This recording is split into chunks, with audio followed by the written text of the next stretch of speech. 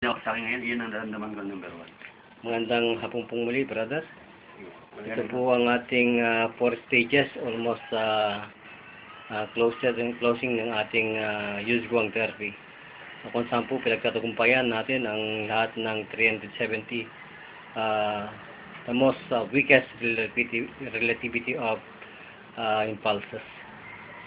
So, sa ngayon po, ano po ang ating masasabi at may share natin sa ating lingkod bayan ni Brother Tony Falcon ng CBS DWAD 1098 Glurge News AM. Sa ginawa ni Brother Falcon sa akin ngayon sa fourth stage ko, nakaramdam ko ng comfort sa akin pag-upo. Bakit po ba? Ano bang nangyari Dati kasi dyan ito sa may naramdaman position ako. May naramdaman ako dito sa akin pag-upo ko, parang may tumutukod na ito. Ngayon wala akong naramdaman. Para po pala may mga disorder ng nerves neuron. Oo, yun ang naramdaman. Sacral 1, 2, 3. So hindi po pala balance yung ano po natin, yung gravity weight ng katawan natin. Yan ang naramdaman. So almost moving po kayo. Oo. Uncomfortable. Uncomfortable. So ano po naman ang masasabi nyo ngayon? Sa ngayon, kaupo ako ngayon, wala akong naramdaman. Ang ihi mo po? Ang ihi ko, normal na po. Twice lang. Bakit po ba nung araw na wala kayong Yuzhuang Halos- therapy? Halos every hour nag-ihi ko. At night, lagi po Night, ano? night, oh. Para kayong diabetes? Gano'n? Parang diabetes ako. Kaya normal na. Twice lang ako nag-ihi ngayon. Ang tulog mo, ilang oras na po talaga? Straight na po 3 to 4 hours. No, ano po yun, a weekend? Wala. 3 to 4 hours dati, every hour gising. Parang tulog manok. Sa tingin mo ba yung lakas po ng technique niyan bakit nagamit ninyo? Parang hindi man lang kayo nabagabag at hindi kayo nag-alintana na baka kayo muling ma-stroke at ma-high blood at saka mag-heart attack. Wala akong alinlangan po kasi may naramdaman ako magandang katawan ko. Yan po kasi yung process ng relativity ng 300 impulses, the most weakest impulses na human anatomy, which unknown to such professional therapists. Kapag nalaman mo, brother, yun, baka tapik pa lang ng kamay mo. Matutulog ka ng habang buhay. Sleeping, beauty. Kaya napakapanganib po na may turo itong technique na ito. Ito po hindi yung tinatawag natin power points. O mga acupuncture points. Luma na ho yun. Obsolete na po yun na ginagamit ng buong mundo. At kapag kaya po ito nilalabas ng Yuzhuang master, hindi na po kami may makatulog sa mga diabetes, sa mga fatty liver, sa mga kidney failure, sa mga ginagawa ng mga doktor, na ginagawa nilang parang laruan, o talagang laruan na yata sa kanila mag-chemo. Wala po sa aming lumalabas na nakikipag-challenge kung paano itong ginagawa, sapagkat sa video pa lang ay naiihi na sila, sabi ng aming idol na si Brother Tony Falcon. 10 na ang aking idol diyan sa Pitag Extreme Media. Nakakaihi talaga ang judo. Yung po ba ay nararapat na ating pagtagumpayan ito mag-aral ng ganitong mediko ng judo, ng Yuzhuang? Dapat lang po kasi makatulong po sa mga lalo na sa mga hirap at sa katulad naming mga Senior senior citizen po. citizen. Bakit po talagang mahirap po ba maging biktima ng mga heart attack? Hindi With biro po. heart, with heart, Hindi biro po ang may sakit, may heart high attack blood pressure? Ma-stroke ka, hindi biro. Bakit po naman? Ano ba talagang kasi ako po, kung sasabihin ko kung ano po ang ibig sabihin ng naramdaman nyo, alam ko yun Wala pong katahimikan ng utak, lagi pong para kang nasa gera. Nag-activate po yung... Walang peace of mind pala. Walang peace of mind. Nag-activate po kasi yung neuro ng sympathetic. Nag-develop ang self-pity mo pag once ka na-stroke ka. Unbalanced po kasi yung ating...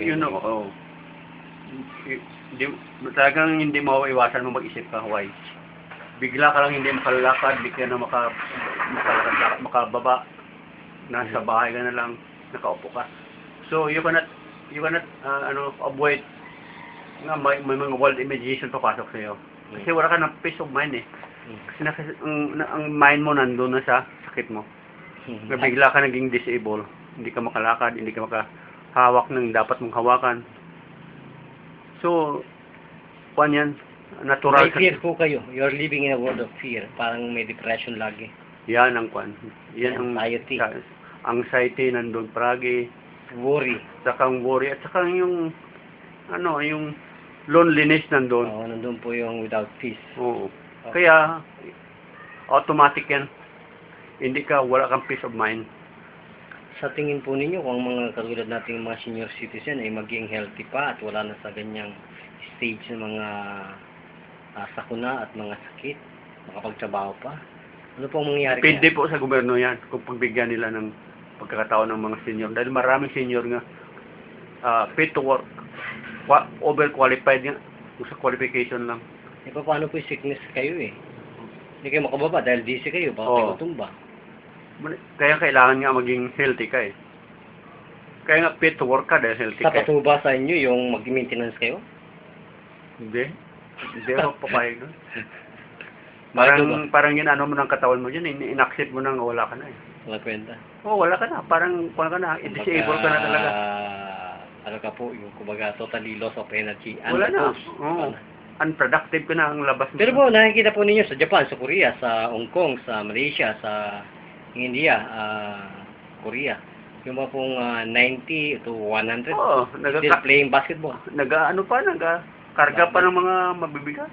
So, sa tingin po ninyo, itong gamutan natin ng Yuzhuang therapy, may babalik kayo sa ganong... Ako naniwala ako. Dahil naramdaman ko na po. Sa four stages lang ang ginamit sa akin ng therapy mo. May naramdaman na po. Ano bang nangyari sa inyo sa likod? Yung pong last closets natin. Ngayon lang yung naramdaman ko ngayon. Yung sa pag-upo ko nga parang may tukod nga buto sa akin. Wait, ngayon wala ko naramdaman. Yung matter of ilan lang? Minutes lang. Minutes lang po ba yun? Minutes na yun. Yung pong mga hinalaki po ninyo sa... Ito. Sa paano nyo? Dati hindi ito magalaw. Yan sa kaliwa. Ito po yung dati hindi magalaw. Ito ang sa kaliwa. Po. Ngayon, ito. siguro baka pag nag-stabilize na yan, kasi wala na akong naramdaman dito. Wala pong naramdaman. Oo. Galaw na po ba yan? Hindi pa pare sa kanan. Pero ako naniwala ako gagalaw yan dahil naano mo na dito ang bones ko sa ano eh. Kasi hindi ba konektado to brothers? Itong lahat ng nerves, konektado pataas. So, naniniwala ka pa po ba yung mga tinatawag natin na contraindication sa Western? Oo, Pag you are stroke victim? Naniwala ako. Kayo po ay hindi pwedeng i-therapy? Ay, hindi. Hindi ko naniwala, hindi ka therapy. Bakit ba? Hindi, pagbalik mo ng yung mga nerves mo kung hindi ka therapy. Ibig ko ba sabihin bakit sa hinahaba-haba ng prosesyon sa buhay ninyo, yung puso ninyo ay walang tumapik, walang sumampal ng katulad na ginagawa natin? Wala. First time ko ito na experience. Opo. Saka ko yung nagpapasalamat kay Brother Falcon. So, ibig ko sabihin na totoo po yung sinasabi namin sa aming media information na yung pong mga contraindication ng Western na kapag ikaw ay high blood, meron kang problema sa puso, pati liver, meron kang kidney failure, wala ka ng kalunasan. Wala na pag-asa. Walang pag-asa. Ako sa ngayon, nakikita ko mayroon pa. Meron pa. Magaling yan sumunod sa Meron pa po. Ibig sabihin pala, ang Diyos talaga ay meron talagang matuto sa ating may niraan ang Diyos para sa atin. Ginagawang agendang ito, brother. Alam ko, ang number 1 yung doktor, ang Diyos. Kaya naniwala ko dyan. At ako, bakit naniwala ko sa inyo, Brother Falcon? Dahil kayo naniwala rin sa Panginoon. Yun lang ang masabi ko. So, nasa inyo po lahat ang pagkakataon para pagbigay alam po ito sa ating mga kaibigan diyan sa Iloilo po kayo, no po? Iloilo direct po kayo para maintindihan tayo sa Bisaya. Nasa inyo po lahat ang pagkakataon. Sige po. Kung sino man nakabati sa akin ng subong, maniwala kayo sa Lingkod Bayan. Dahil ito ang therapy nga makabulig sa inyo kung may mga stroke mo, may mga kidney trouble kayo, may heart failure kayo. Mabuligan ka mo ni Brother Falcon. Ito po ba may may duplicate na nakita ninyo sa buong buhay niyo? Kasi ako, na-stroke na ako, gin-therapy ko ni Brother Falcon. Maganda ang naramdaman ko. Dati, sa una, ang akong pangihi, umaabot sa 5 ka beses sa kagabi. Subong nagbalik na yung tulog ko. Ang ako pag-ihi, dua lang ka beses ako magpangihi sa isang gabi. Ang akong pagtulog subong makatulog ko ng straight 3 to 4 hours. Ay, oh my God. Dati natulog ko, tulog banok. Para po kayo palang ano, si Pedro. Oh, tulog banok Laging talaga. lagi gising tuwing alas 3. Tulog banok talaga ako. Oh my God. Hmm. So, yan po ba ang ating malaking pasasalamat sa ating dakilang Panginoon may gawa at lumalang ng ganitong pagpupala ng aming technique po, brother, Oo. musical therapy. Masalamat ako. Yan po. Kaya ako naniniwala sa inyo technique dahil kayo, Brother Falcon, napati ka mo sa Diyos muna. Mm. So, naniniwala ka rin po ba na aisa lang ito sa buong mundo, itong technique namin ng Jude Squad? Oo, naniniwala ako. Ba't hindi mo ba ito nakita sa buong buhay mo, brother? Well, first time ko pa ito nakita. First time po. So, kasamang Tony, nagpapasalamat po kami ni Brother Francisco. Ano pong apelyido? Francisco Muntaos kasamang Tony sapagkat kung wala po ang inyong programa ay talagang mahirapan kaming iparating ito sa buong mundo. Ngayon po nandyan tayo sa CBS DWAD. Ito po ang inyong abang lingkod. Walang dili iba kundi si Brother June. Nagbabalita at nag-uulat para sa lingkod bayan. Balita. Arigato, Pastor Roxanne Papan.